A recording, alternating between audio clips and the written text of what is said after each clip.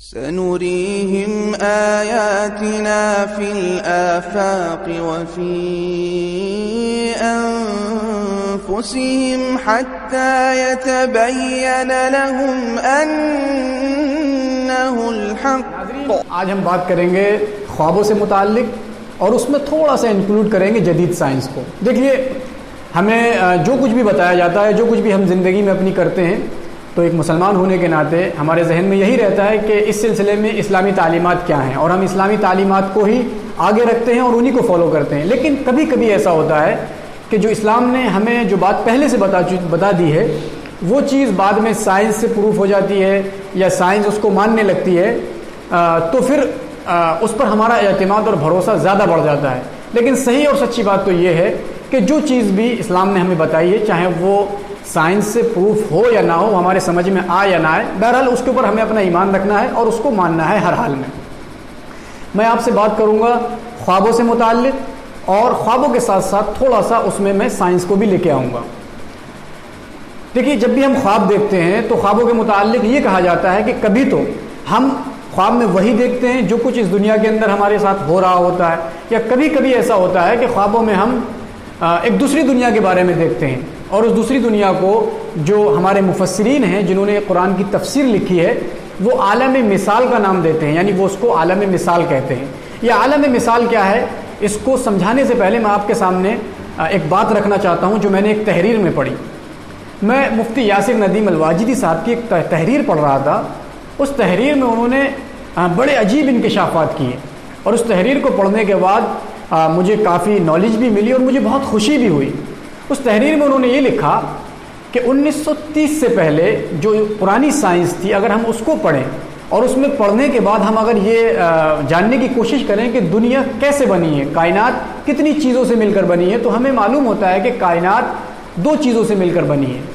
پہلی چیز مٹیریل یعنی مادہ، ہر وہ چیز جس کو ہم چھو سکتے ہیں یا دیکھ سکتے ہیں، اور دوسری چیز عرض یعنی انرجی، جس کو صرف ہم محسوس کر سکتے ہیں. تو 1930 سے پہلے جو پرانی والی سائنس تھی اس کے اکارڈنگ اگر دیکھیں تو کائنات دو چیزوں سے مل کر بنی تھی، ایک تو مادہ یعنی مٹیریل، اور دوسری چیز عرض یعنی انرجی. 1930 کے بعد یہ بات عام ہونے لگی کہ ان دو چیزوں کے علاوہ ایک تیسری چیز بھی ہے جس سے مل کر یہ کائنات بنی ہے، اور وہ تیسری چیز کیا ہے؟ وہ تیسری چیز ہے ڈارک میٹر یعنی سیاہ مادہ. اب ہوتے ہوتے رفتہ رفتہ 2012 تک یہ بات سارے لوگوں کے بیچ میں عام ہو گئی، سب اس کو ماننے لگے کہ دنیا کائنات دو چیزوں سے نہیں بلکہ تین چیزوں سے مل کر بنی ہے، مادہ یعنی مٹیریل، اعراض یعنی انرجی، اور تیسری چیز ڈارک میٹر یعنی سیاہ مادہ. اسی ڈارک میٹر یعنی سیاہ مادے کی وجہ سے لوگوں نے یہ مان لیا کہ اس کائنات کے علاوہ ایک اور کائنات ہے، اور اس کو نام دیا پیرالل یونیورس یعنی مساوی کائنات، دوسرا نام دیا شیڈو یونیورس یعنی ظلی کائنات، اور تیسرا نام دیا مرر یونیورس یعنی آئینہ کائنات. یہ تین نام دیے گئے اس کو، اور اس کے بارے میں کچھ خاص باتیں بھی بتائی گئی. ایک خاص بات تو یہ بتائی گئی کہ اس دنیا کے اندر جو انسان بھی ہے، جیسا بھی ہے وہ، جو چیز بھی ہے، اس کا ایک ڈپلیکیٹ اس دنیا کے اندر ہے، یعنی پیرالل یونیورس کے اندر میرا بھی ایک باڈی پارٹ ہوگا، آپ کا بھی باڈی پارٹ ہوگا، یہ جو گلاس ہے اس کا بھی باڈی پارٹ ہوگا، یہ جو میز ہے اس کا بھی باڈی پارٹ ہوگا، یعنی ہر چیز کا باڈی پارٹ ڈپلیکیٹ اس دنیا کے اندر یعنی پیرالل یونیورس کے اندر موجود ہے. اور دوسری چیز یہ بتائی کہ جو کچھ بھی یہاں پہ ہو رہا ہے اس کا الٹا وہاں ہو چکا ہوگا، یعنی اگر مستقبل میں، فیوچر میں، آگے آنے والے ٹائم میں میرے ساتھ کچھ ہوتا ہے تو پاسٹ میں یعنی ماضی میں اس والی دنیا میں یعنی پیرالل یونیورس میں میرے ساتھ ہو چکا ہوگا. اور پھر اس کی وجہ یہ بتائی، اگر آئنسٹائن کے مطابق دیکھیں کہ جب بگ بینگ یعنی بڑا دھماکہ ہوا تھا تو اس دھماکے میں دنیا دو سمتوں میں، دو ڈائریکشن میں بٹ گئی تھی. ایک طرف تو ٹائم سیدھا چلا اور دوسری طرف ٹائم جو ہے وہ الٹا چلا. لہذا جو ہمارا فیوچر ہوگا، مستقبل ہوگا، آنے والا ٹائم ہوگا، وہ پاسٹ ہوگا اس دنیا کا یعنی پیرالل یونیورس کا. اب مان لو کہ میرے ساتھ آگے آنے والے ٹائم میں کچھ ہو سکتا ہے، یا میں نہیں جانتا یا آپ نہیں جانتے کہ آپ کے ساتھ کیا ہو سکتا ہے، تو وہ جو ہو سکتا ہے وہ پہلے ہو چکا ہے پیرالل یونیورس میں آپ کے ساتھ. یہ کہتی ہے سائنس. اب آپ ذرا آئیے اسلامی نقطہ نظر سے اس کو سمجھنے کی کوشش کرتے ہیں کہ یہ پیرالل یونیورس ہے کیا بھلا. دیکھیے، میں نے آپ کو جیسا بتایا کہ کبھی کبھی ہم خواب میں وہ چیز دیکھتے ہیں جس چیز کا تعلق اس دنیا سے نہیں ہے، اس کا تعلق دوسری دنیا سے، اس کو ہم نام دیتے ہیں عالم مثال کا. یہ عالم مثال کیا ہے؟ عالم مثال تقریباً اس کے بارے میں جب ہم پڑھیں گے تو یہ وہی ہے جو پیرالل یونیورس ہے. آپ اندازہ لگائیے کہ جس چیز کو سائنس نے آج پروف کیا، یعنی 90 سال پہلے جدید سائنس میں جو بات پروف ہوئی، وہ بات تقریباً 1400 سال پہلے کہیں نہ کہیں قرآن حدیث کے اندر موجود تھی۔ وہ الگ بات ہے کہ 250 سال پہلے تک کسی بھی مفسر نے، کسی بھی محدث نے، کسی بھی عالم نے اس کے بارے میں کچھ نہیں لکھا تھا۔ پہلے شخص ہیں شاہ ولی اللہ محدث دہلوی رحمۃ اللہ علیہ، آپ نے اپنی مشہور کتاب حجت اللہ البالغہ کے اندر اس بات کو واضح کیا کہ اس دنیا کے علاوہ، اس عالم کے علاوہ ایک اور عالم ہے، اور آپ نے اس کو کہا کہ وہ عالم غیر مادی ہے، اور وہی عالم مثال ہے۔ آپ نے غیر مادی کیوں کہا؟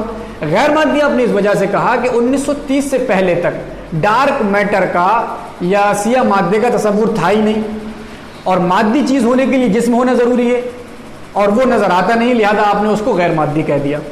دوسری چیز آپ نے اس عالم مثال کے بارے میں یہ بتائی کہ جو انسان بھی اس دنیا کے اندر موجود ہے، اس کا ایک ڈپلیکیٹ یا اس کا ایک کہہ سکتے ہیں آپ باڈی پارٹ یا اسی جیسا ایک جسم اس دوسری دنیا کے اندر یعنی عالم مثال کے اندر ہے۔ میں نے ابھی آپ کو بتایا کہ پیرالل یونیورس کے بارے میں بھی یہی بتایا جاتا ہے، اور شاہ صاحب نے اس کے آگے ایک بات اور بتائی کہ جن چیزوں کا جسم ہے وہ تو ہے ہی، جسم کے علاوہ جو فیکٹ ہوتے ہیں، حقیقت ہوتی ہیں، یا آپ کہہ لیجئے کہ فیلنگ ہوتی ہے، تھاٹس ہوتے ہیں، ان کا بھی جسم ہے وہاں پہ۔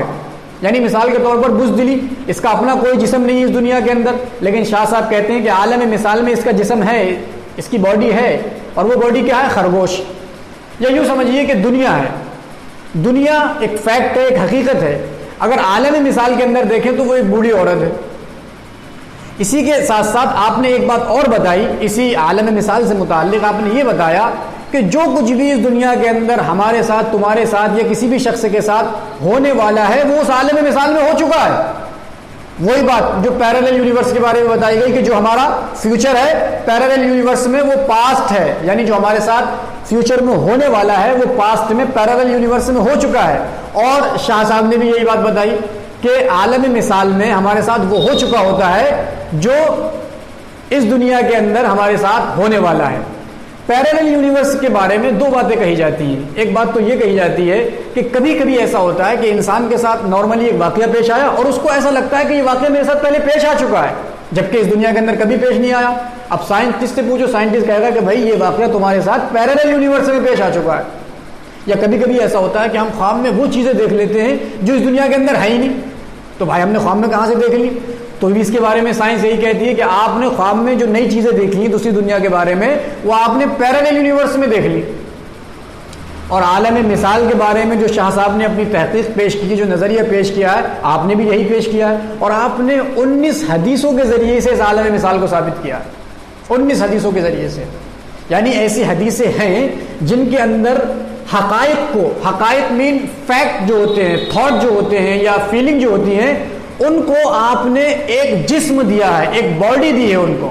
ایسی حدیثیں ہیں، جیسے ایک حدیث کے اندر آپ نے بھی سنا ہوگا، سب نے سنا ہوگا کہ دودھ کو علم سے تعبیر کیا گیا، یعنی اگر کوئی شخص خواب میں دودھ دیکھے تو اس کا مطلب گیان ہوتا ہے، علم ہوتا ہے۔ تو میرا کہنے کا مطلب یہ ہے کہ دیکھیے سائنس جو ہے یہ پوری اٹکل کے اوپر ہے، اندازے کے اوپر ہے۔ اس کی جو شروعات ہے، ابتدا ہے، وہ اٹکل سے ہی ہے۔ کہا جاتا ہے کہ بھئی ایک بہت بڑا دھماکہ ہوا جس کو بگ بینگ کہا جاتا ہے، اس دھماکے سے یہ پوری کائنات وجود میں آئی، یہ دنیا بنی، پھر ہر چیز اپنے اپنے طریقے سے کام کرنے لگی۔ آپ ذرا غور کیجئے، یہ اٹکل نہیں تو اور کیا ہے؟ بھئی دھماکے سے کبھی کچھ نہیں بنتا، ہمیشہ بگڑتا ہے۔ دھماکے سے تخریب ہوتی ہے، تعمیر نہیں ہوتی ہے۔ تو ظاہر سی بات ہے۔ اب اچھا یہ کہا جاتا ہے کہ جو یہ ساری کائنات ہے یہ پہلے ایک پوائنٹ کے اندر سارے مادے مٹیریل جمع تھے، یہ پھٹے، تو اب سوال یہ پیدا ہوتا ہے کہ بھئی یہ سارے مٹیریل بنائے کس نے اور اس پوائنٹ کے اندر ان کو بھیجا کس نے؟ تو آپ اندازہ لگائیں اور غور کریں تو آپ اسی نتیجے پہ پہنچیں گے کہ ان ساری چیزوں کو آخر کوئی تو ایسی طاقت ہے جس نے بنایا ہے، اور بغیر ترتیب کے، بغیر ترکیب کے اور بغیر تزئین کاری کے بن ہی نہیں سکتی۔ بھائی اتنا اچھا نظام کہ صبح کو سورج نکل رہا ہے، شام کو چھپ رہا ہے، ستارے آسمان کو مزین کر رہے ہیں، بارش بھی ہو رہی ہے، آسمان سے پانی بھی نازل ہو رہا ہے اتنی زبردست طریقے سے، یار یہ کیسے ہو سکتا ہے کہ دھماکہ ہو اور اس دھماکے کے نتیجے میں یہ ساری چیزیں بن جائیں؟ دھماکے سے ہمیشہ کچھ بگڑتا ہے، بنتا نہیں ہے۔ لیکن اگر آپ قرآن پڑھیں تو قرآن میں اللہ تعالیٰ ارشاد فرماتا ہے اولم یر الذین کفروا ان السماوات والارض کانتا رتقا ففتقناہما وجعلنا من الماء کل شیء حی۔ اچھا اس دنیا کے بارے میں ایک اور نظریہ پیش کیا جاتا ہے کہ صاحب یہ جو دنیا ہے یہ جب سے بنی ہے ہمیشہ بڑھتی چلی جا رہی ہے، پھیلتی چلی جا رہی ہے، اس کے اندر وسعت ہے، گنجائش ہے، یہ آگے کو پھیل رہی ہے۔ تو قرآن نے تو پہلے کہہ دیا وَالسَّمَاءَ بَنَيْنَاهَا بِأَيْدٍ وَإِنَّا لَمُوسِعُونَ کہ آسمان کو ہم نے اپنے ہاتھوں سے بنایا اور ہم اس کو پھیلاتے چلے جا رہے ہیں. تو بہرحال ہمیں سائنس کو اس حد تک لینا ہے جس حد تک وہ اسلام کے خلاف نہ جائے، ورنہ ذہن میں یہی رہے کہ جو چیز اسلام سے ثابت ہے ہمیں اسی کو ماننا ہے. اب جو چیز اسلام سے دوسری دنیا کے بارے میں ثابت ہے تو اس کے ظاہری مفہوم کو لینا ہے، اس کے اندر تک نہیں جانا ہے. جتنا ثابت ہے اتنا ہی ماننا ہے، اگر اندر تک جائیں گے تو گمراہ ہو جائیں گے. اب میں آپ کو خواب کے بارے میں بتاتا ہوں. دیکھیے خواب جو ہے وہ 3 طرح کے ہوتے ہیں اور یہ حدیث سے ثابت ہے. ایک خواب تو اللہ کی طرف سے ہوتا ہے، اس کو کہا جاتا ہے بشرا من اللہ، یہ خواب سچا ہوتا ہے. دوسرا خواب جو ہوتا ہے وہ شیطان کی طرف سے ہوتا ہے، اس کو کہا جاتا ہے تخویف من الشیطان، یہ شیطان بندوں کو ڈرانے کے لیے، دھمکانے کے لیے، ان کو تکلیف پہنچانے کے لیے دکھاتا ہے. اور تیسرا خواب جو ہوتا ہے اس کو کہا جاتا ہے حدیث النفس. اس خواب کا مطلب یہ ہوتا ہے کہ ہم اپنی روزمرہ کی زندگی میں صبح سے لے کے شام تک جو کچھ بھی کرتے ہیں سوچتے ہیں وہی دماغ میں آ جاتا ہے ہمارے. تو ان تینوں خوابوں میں سے جو پہلا والا خواب ہے وہ سچا ہوتا ہے. اور میں آپ کو بتاؤں یہ خواب اگر انبیاء دیکھیں تو یہ حجت ہے، دلیل ہے. اس کے سچا ہونے میں اور وہی ہونے میں رتی برابر بھی شک نہیں ہونا چاہیے. یہ قرآن سے بھی ثابت ہے، حدیث سے بھی ثابت ہے. آپ سورہ یوسف پڑھ سکتے ہیں، سورہ صافات پڑھ سکتے ہیں. اگر سچا خواب کوئی اللہ کا نیک بندہ دیکھے تو وہ سچا ہے، کیونکہ ظاہر سی بات ہے حدیث سے ثابت ہے لم یبقى من النبوۃ الا المبشرات، اور الا المبشرات کی جو تفسیر ہے وہ رؤیا صالحہ سے کی گئی ہے. تو اللہ کے نیک بندے بھی سچے خواب دیکھتے ہیں، لیکن اللہ کے نیک بندوں کا جو سچا خواب ہے وہ پوری امت کے لیے یا عالم اسلام کے لیے حجت نہیں بن سکتا. وہ ان کے لیے سچا ہے یا ان کے ماننے والوں کے لیے سچا ہو سکتا ہے، پورے عالم اسلام کے لیے حجت نہیں بن سکتا. اسی طریقے سے اگر کوئی مومن بندہ نبی کو خواب میں دیکھے تو وہ خواب بھی سچا ہے، کیونکہ آپ کی حدیث ہے من رآنی فی المنام فقد رآنی حقا فإن الشیطان لا يتمثل بی. الفاظ کے بدلاؤ کے ساتھ ہی حدیثیں اور طریقے سے بھی ثابت ہیں کہ جو شخص بھی خواب میں مجھے دیکھے گا تو وہ مجھے ہی دیکھے گا. شیطان میرا روپ دھار نہیں کر سکتا، میرے روپ میں نہیں آ سکتا. کبھی کبھی ایسا ہوتا ہے کہ جو فاسق فاجر لوگ ہیں اللہ تبارک و تعالی ان کا بھی خواب سچا کر دیتا ہے. جیسے کہ حضرت یوسف علیہ السلام کے جو 2 قیدی تھے وہ ظاہر سی بات ہے فاسق فاجر تھے، ان کے خواب سچے نکلے. یا اسی طریقے سے جو عزیز مصر تھا اس کا خواب سچا نکلا. یا آپ صلی اللہ علیہ وسلم کی پیدائش سے متعلق جو کسریٰ نے خواب دیکھا تھا وہ بھی سچا نکلا. اور اس کے علاوہ اور بھی بہت سے واقعات ہیں کہ جو فاسق فاجر لوگوں نے خواب دیکھے اور وہ خواب سچے نکلے. خلاصہ کلام یہ ہے کہ خواب جو ہے کبھی کبھی تو سچا ہوتا ہے. اگر انبیاء دیکھیں تو وہ حجت ہے، دلیل ہے اور وہ وحی کا ایک جز ہے. نیک لوگ دیکھیں تو وہ بھی سچا ہے لیکن وہ حجت نہیں بن سکتا. اور اسی طریقے سے اگر کوئی شخص خواب میں نبی کریم صلی اللہ علیہ وسلم کو یا انبیاء کو دیکھے تو وہ خواب بھی سچا ہے.